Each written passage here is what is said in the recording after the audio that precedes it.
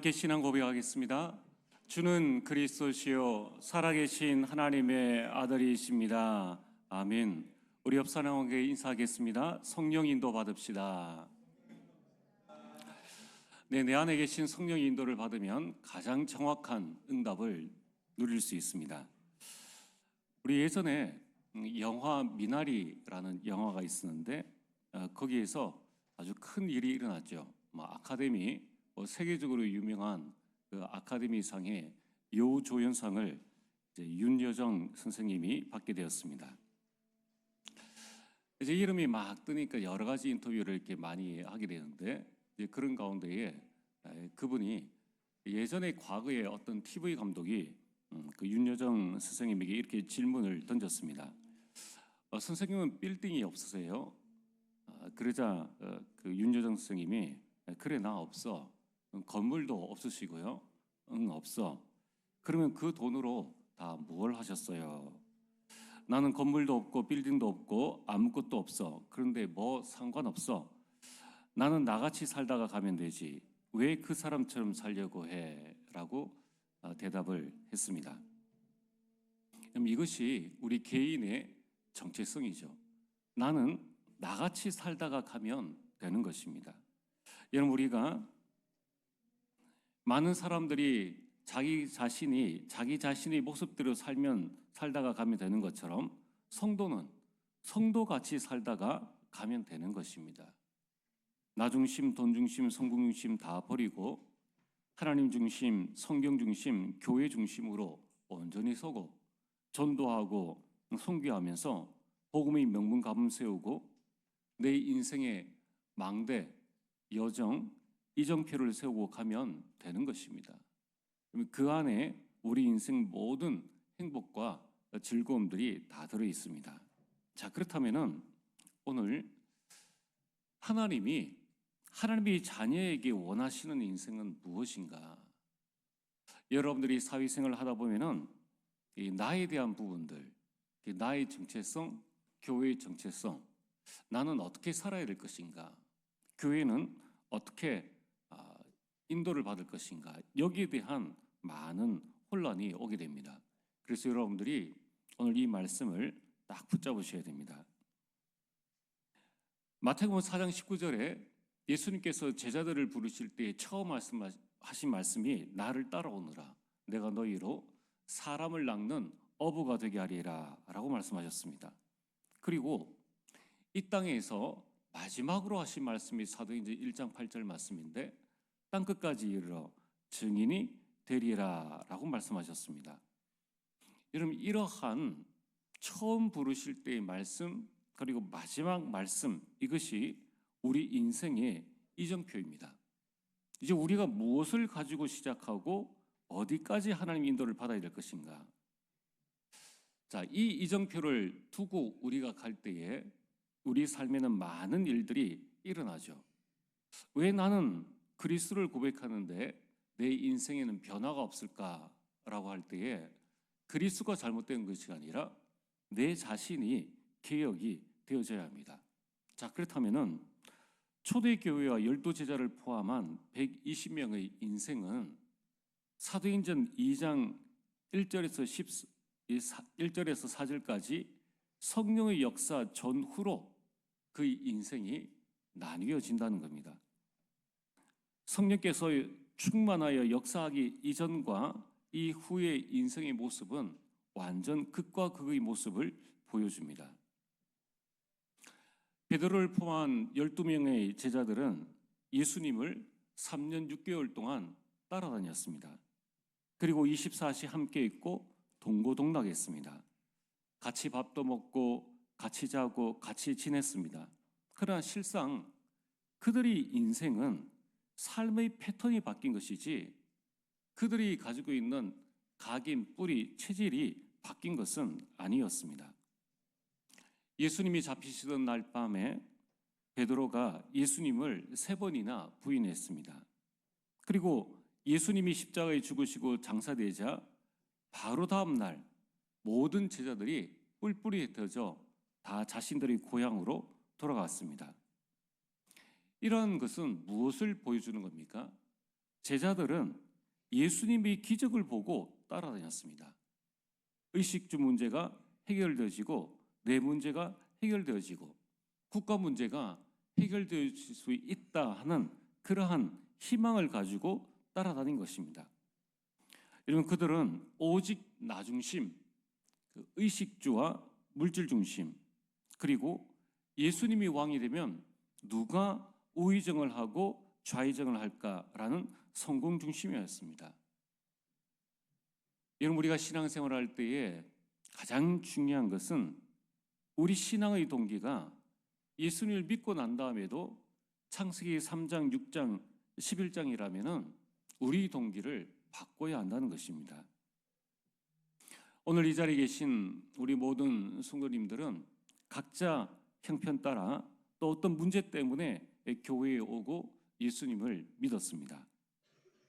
이것이 내가 당한 문제나 나의 어떤 형편이 하나님께서 그리스도를 만나기 위해서 나를 이런 곳으로 몰아넣으셨구나, 이것이 하나님의 준비였구나, 내가 그리스도를 몰라 이런 어려움을 당했구나, 이제 내가 살든지 죽든지 오직 그리스도를 붙잡아야 되겠다, 이것으로 바뀌어져야 하는 것입니다. 우리가 가난에서 벗어나지 못하고 우리가 병에서 벗어나지 못한다 할지라도 우리의 동기를 바꿔야 한다는 것입니다. 분명히 제자들의 인생은 모든 민족으로 온 천하 만민에게 딴 것인데 그들은 여전히 자기 인생에 머물러 있었다는 것입니다. 오늘 여러분들의 인생은 어디에 머물러 있습니까? 자, 이랬던 이 제자들과 120명이 드디어 언약을 붙잡고 한자리에 모였습니다. 사도행전 1장 14절, 다른 것을 다 버리고 10일 동안 완전히 제한적 집중을 했는데 약속하신 대로 사도행전 2장 1절에서 4절에 성령께서 역사하셨습니다. 계집종 앞에서는 말 한마디도 못하던 베드로가 이제는 수많은 사람들 앞에서 그리스도를 증거하게 되었습니다. 오늘 여러분들이 서론에서 붙잡아야 될 첫 번째는 무엇입니까? 여러분, 지금입니다. 오늘 나의 영적 상태를 바꿔야 합니다. 이미 창세기 3장, 6장, 11장에 오로지 예수님 믿고 나서도 예수 그리스도를 이용해서 나의 성공과 나의 물질과 내 중심으로 모든 것을 움직이려고 하는 그런 모든 부분들을 버려야 합니다. 그래서 우리는 나의 영적 상태가 사도행전 2장 4절에 오직 성령으로 충만함을 받으라. 성령 충만함 속에 우리 인생이 바라는 모든 것들은 다 들어 있습니다. 두 번째는 우리는 영적 사명을 발견해야 합니다. 여러분, 우리는 이 땅에서 아무리 잘 먹고 잘 살아도 120입니다. 여러분, 우리가 장수하는 사람 그렇게 부러워할 이유도 없습니다. 언젠가는 죽게 되는데 여러분, 그 죽음 이후에는 이 땅에서 비교할 수 없는 어마어마한 천국이 우리를 기다리고 있다는 거예요. 베드로전서 2장 9절에 그렇다면 우리는 이 땅에 왜 살아야 되는가? 이 땅에 부름받은 모든 주의 백성들은 왕같은 제사장들입니다. 그의 아름다운 덕을 선포하기 위해서 하나님께서 우리를 부르셨다는 겁니다. 그래서 오늘 여러분들이 어제까지의 삶이 어땠든지 아무 상관없이 오늘 여러분이 눈을 떴다면 나를 향한 하나님의 계획은 여전히 있구나. 나는 어떤 사명을 감당해야 할 것인가? 이 부분을 발견해야 됩니다. 여러분, 우리가 발견해야 될, 또 우리가 가져야 될 영적 사명은 무엇입니까? 우리는 전도하고 선교하는 것입니다. 가정을 복음화하고 가문을 복음화하고 대구와 세계를 복음화하는 것입니다. 세 번째는 이제 우리는 이 영적 재앙 시대를 살려야 합니다. 나의 영적 상태를 바꾸고 여러분 영적 사명을 발견하면은 이제 눈에 보이는 것이 복음을 전해야 되겠구나. 그리스도가 아니면은 이 시대를 살릴 수가 없구나. 우리나라의 정치, 경제, 사회, 문화를 정치인들이 바꾸는 것이 아니구나 하는 것을 알게 됩니다. 왜냐하면은 지금 우리가 살고 있는 이 시대는 하나님 떠난 시대요.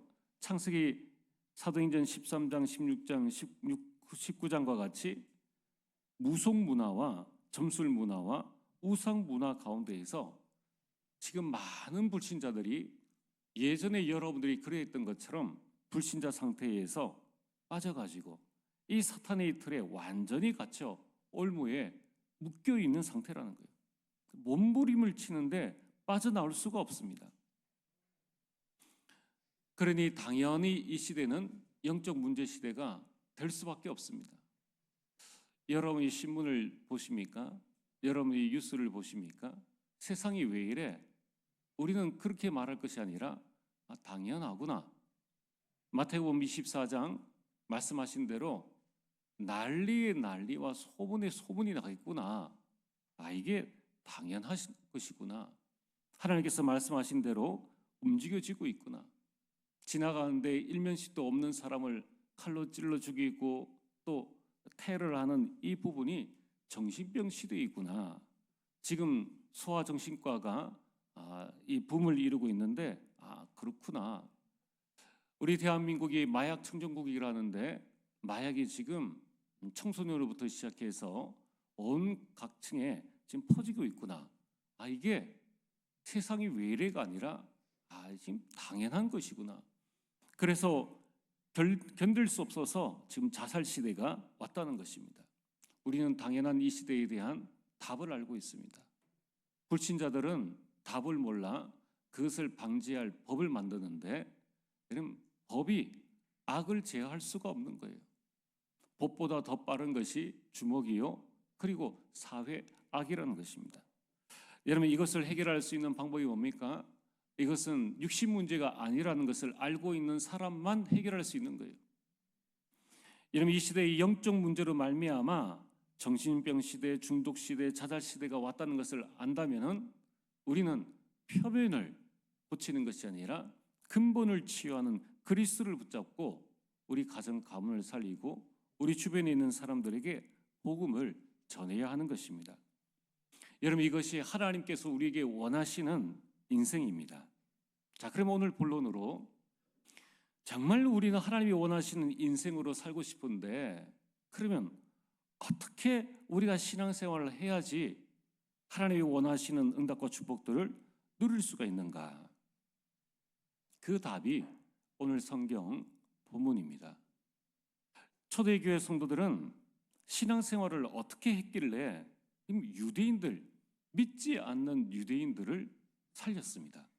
그리고 로마를 복음화했습니다.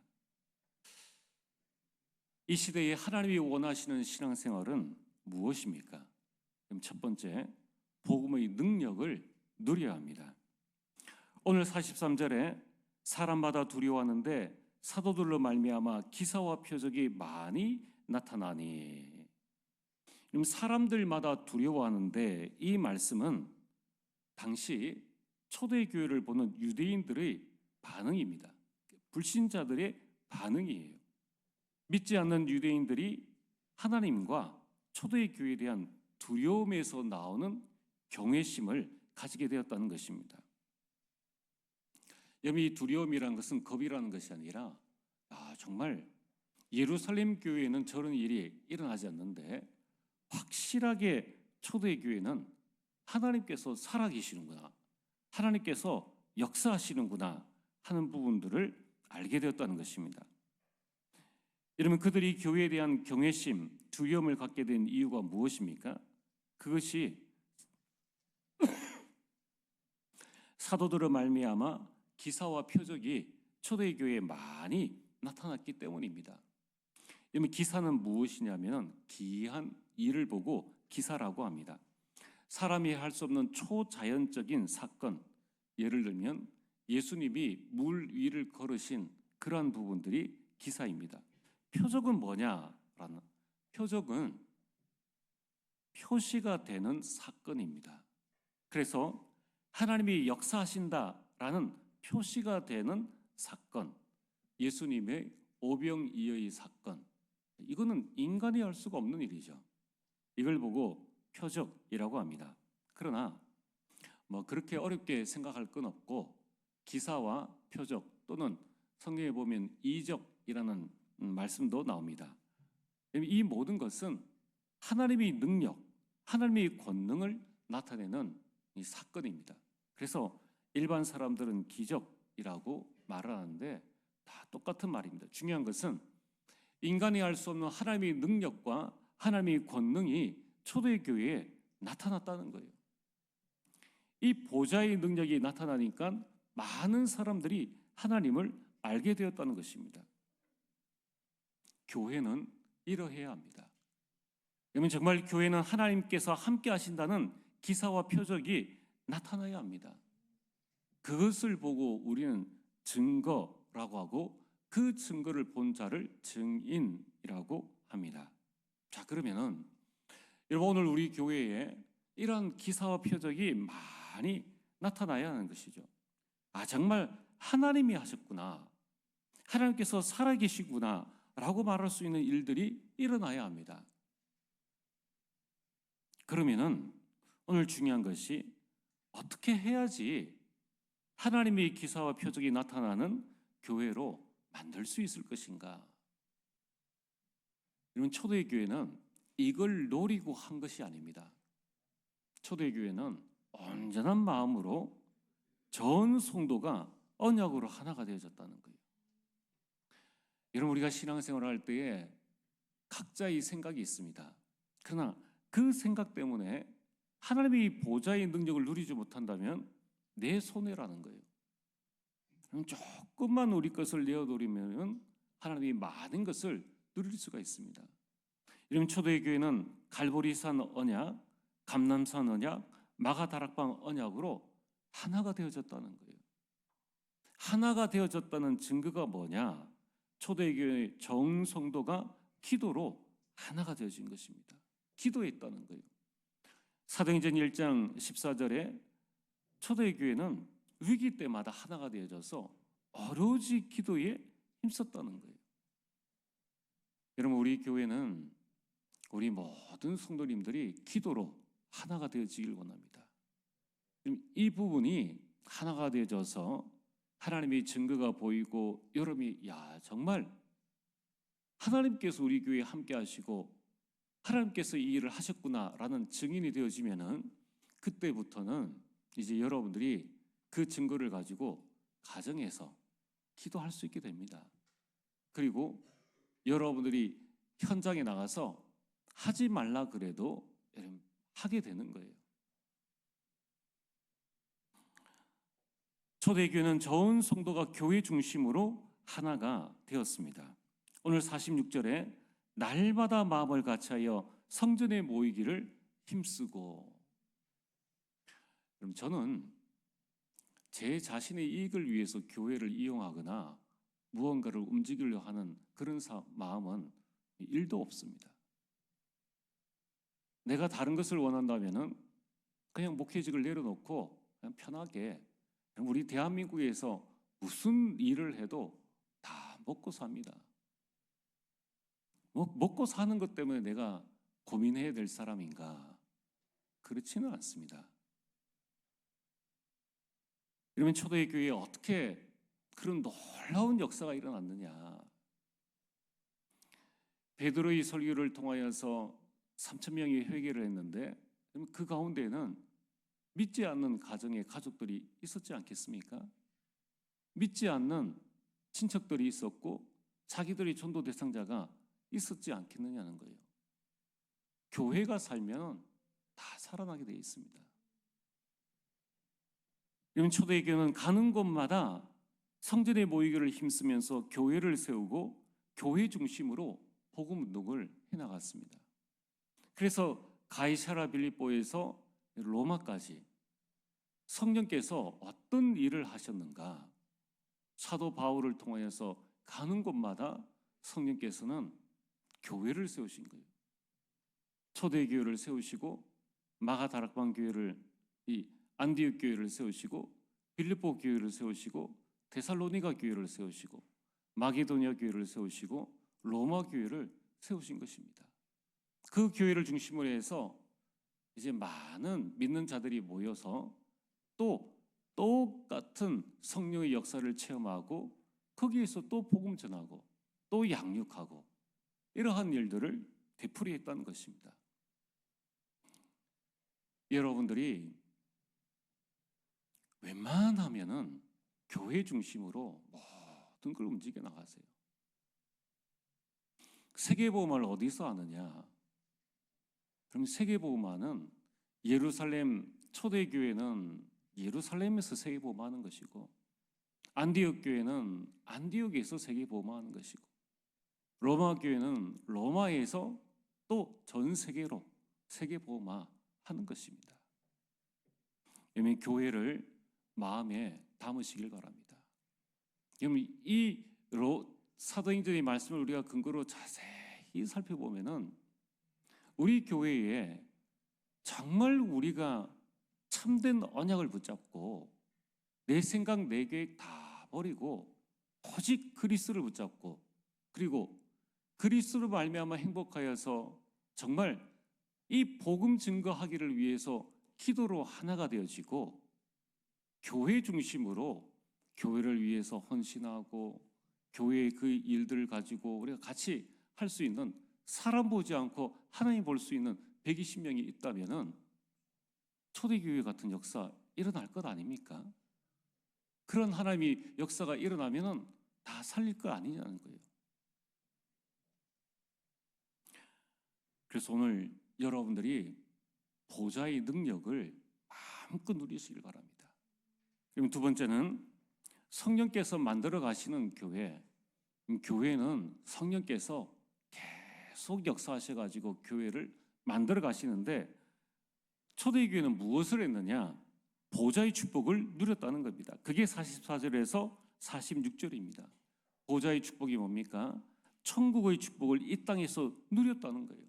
44절에 믿는 사람이 다 함께 있어. 흩어지지 않고, 지금 이 믿는 사람이 몇 명입니까? 3,120명이 다 함께 있어. 다 함께 모였다는 거예요.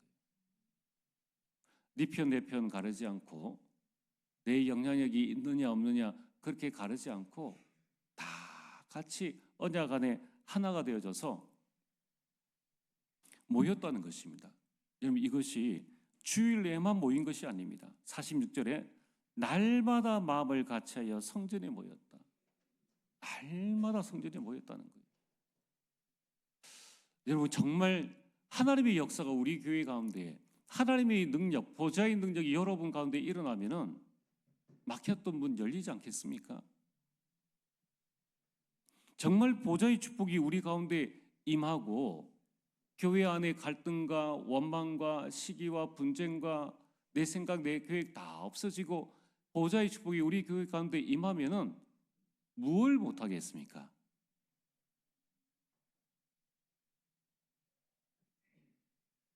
그래서 초대교회는 모든 물건을 서로 통용하고 공유했다는 거예요. 공유했다는 겁니다. 그러면서 45절에 자기 재산과 소유를 팔아 각 사람이 필요에 따라 나누어 주었다는 겁니다. 내 것을 아낌없이 나눠줬다는 거예요. 자기 것 안 아까운 사람이 어디 있습니까? 내 시간 나눠주고 내 경제 나눠주고 재산을 팔았지 않습니까? 내 소유를 다 나눠줬다는 거예요. 46절에는 나눠주는데 눈치 보고 한 것이 아니라 기쁨과 순전한 마음으로 음식을 먹고, 초대교회는 어려운 환경 가운데서 기쁨이 충만했다는 겁니다. 예배도 드릴 수 없는 형편 가운데에 잡히면 감옥 가야 될 그런 조마조마한 마음이 아니라 기쁨이 충만했다는 것입니다. 그리고 그들은 순전한 마음이란 하나님과 이웃을 거짓없이 사랑하는 마음. 3,120명이 너무 받은 은혜가 크니까 거짓없이 모든 사람들을 다 사랑하고 자신의 것을 나눠주었다는 것입니다. 여러분, 그들은 기쁨과 서로를 사랑하는 마음으로 음식을 먹었다는 거예요. 초대교회는 배경도 없고 가난하고 힘도 없었습니다. 오직 하나님께 받은 사랑, 그 사랑으로 자신의 것을 나눠주고 천국의 축복을 항상 누렸습니다. 그런데도 그들은 불평도 없고 불만도 없고 교회는 은혜가 풍성했다는 거예요. 여러분, 이 초대교회의 나중에 일어난 역사가 뭡니까? 그들로 말미암아 흩어진 자들이 그때 받은 그 은혜와 그 감격을 가지고 안디옥 가서 복음 전하고 교회를 세웠지 않습니까? 이러면 사실 안디옥 교회의 역사는 초대교회의 역사가 그리로 옮겨진 것입니다. 오늘 여러분들이 교회에서 정말 하나님의 증거를 보고 증인이 되시면 이 축복이 또 다른 현장에, 나의 현장과 다른 현장에 옮겨진다는 거예요. 그렇다면 우리는 교회를 위해서 어떤 응답과 축복들을 누려야 될 것인가? 내 생각과 내 마음 때문에 그러면 교회의 일들이 안에 갈등이 생기고 어떤 어려움이 생긴다면 어떻게 할 것입니까? 여러분, 우리의 동기를 자꾸 바꿔 나가야 됩니다. 여러분, 우리가 그리스도께 받은 이 구원의 은혜, 그것보다 더 내세울 것이 뭐가 있겠느냐는 거예요. 세 번째로, 이제 우리는 보좌의 능력과 보좌의 축복을 누리면서 세상을 살려야 합니다. 이러면 세상을 살리기 위해서 초대교회는 어떻게 했습니까? 46절에 날마다 성전에 모였다는 거예요. 날마다. 그들은 집에서 떡을 떼며 그리스도를 묵상했습니다. 그리고 하나님을 찬미했다는 거예요. 늘 예배 중심으로 그리스도를 묵상하고 포럼하며 그리고 집에서도 그리스도의 능력을 계속해서 전달했다는 것입니다. 여러분, 우리 교회가 여러분이 우리 교회에 몸을 담고 있는 이상 나 한 사람만, 우리 가정만 살면 되지, 절대 그렇지 않습니다. 여러분, 이렇게 신앙생활을 했는데 어떤 일들이 일어났습니까? 47절에 온 백성에게 칭송을 받았다고 합니다. 칭송이란 칭찬을 받았다는 것입니다. 여러분, 지금 교회가 세상의 조롱을 받고 있지 않습니까? 교회가 문을 닫고 있습니다. 이게 웬 말입니까? 여러분, 교회가 문을 닫았다는 것은 무슨 말입니까? 교회 건물 문을 닫았다는 그 말입니까?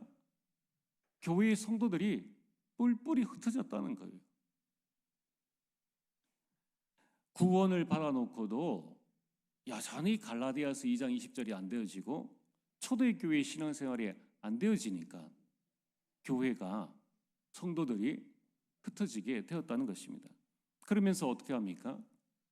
한 교회가 문을 닫으면은 이제 다른 교회로 어쩔 수 없이 가게 되죠. 그럼 어떤 교회로 갑니까? 조용히 숨어가지고 그냥 예배만 드리고 갈 수 있는 그런 교회.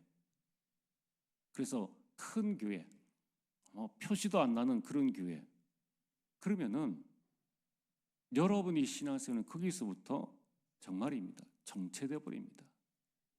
오늘 말씀드렸지 않습니까? 우리 정체성이 뭐냐? 성도는 성도답게 살다가 성도같이 살다가 천국에 가야 되는데 그냥 구원 받아놓고도 내 안에 구원의 기쁨도 없고 하나님께 헌신할 수 있는 헌신의 마음도 없고 자세도 없고 내 것만 주장하고 그렇게 살아간다면은 땅끝까지 이르 증인이 되리라. 나를 따라오느라. 그 따라가는 게 아니지 않습니까? 이런 초대교회는 120명입니다. 이런 120명만 뭐 그렇게 했습니까? 우리 당회가 한 마음이 되어지고 각 전도회가 그 전도의 한 팀이라도 한 마음이 되어지고 우리가 무슨 일을 하든 그 일에 한 팀이 한 마음이 되어지는데 오직 강단과 기도와 교회 중심으로 하나가 되어지면 살릴 것 아니겠느냐는 거예요. 오늘 말씀의 결론입니다. 그렇다면 이제 우리는 세상을 살리기 위해서 무엇을 해야 할 것인가? 그것은 하나님이 원하시는 교회를 세우는 것입니다. 어떤 교회는 자신들이 원하는 교회를 세워나가요. 그러니까 당회가 시끄럽습니다. 왜냐하면 하나님이 원하시는 교회가 무엇인가? 하나님이 원하시는 교회로 딱 세워지면은 47절에 주께서 날마다 구원받는 사람을 더하게 하시니라. 생명의 역사가 일어나는 교회라는 거예요. 여러분, 하나님이 원하시는 교회가 되어지면은 주께서 구원받는 사람을 날마다 더하게 하시는데, 하나님이 원하시는 교회는 하나님이 원하시는 성도라는 거예요. 하나님이 원하시는 교회가 뭐 1000평짜리 교회입니까? 지하 교회는 안 되어집니까? 그게 하나님이 원하시는 성도가 되어져야 한다는 거예요. 그래서 우리는 우리 교회에 하나님께서 6대 비전을 이루는 교회로 세우자. 복음으로 행복하고 3000제자 300지교회를 세우고, 전도와 선교하고 렘넌트를 키우고 치유를 담당하며 다민족 사역을 할 수 있는 우리 교회. 그러면서 이를 이루기 위해 우리는 3대 개혁, 인생개혁, 교회개혁, 문화개혁이라는 거예요. 참 쉽지는 않습니다. 자기 목소리를 내기 때문에 조금만 우리가 주님께 복종하고 하나님 앞에 서면 되는데 자꾸 사람 앞에 서는 거예요. 세 번째, 이제 우리는 하나님이 주신 빛의 경제를 회복하여서 정말 헌당을 이루어야 합니다.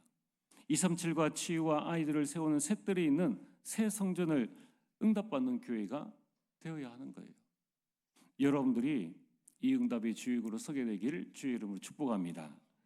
전능하신 아버지 하나님, 참으로 감사를 드립니다. 우리 모든 주의 백성들, 성령께서 만들어가시는 그 교회에 참된 주역으로 설 수 있도록 역사하여 주옵소서. 예수님 이름으로 기도리옵나이다. 아멘.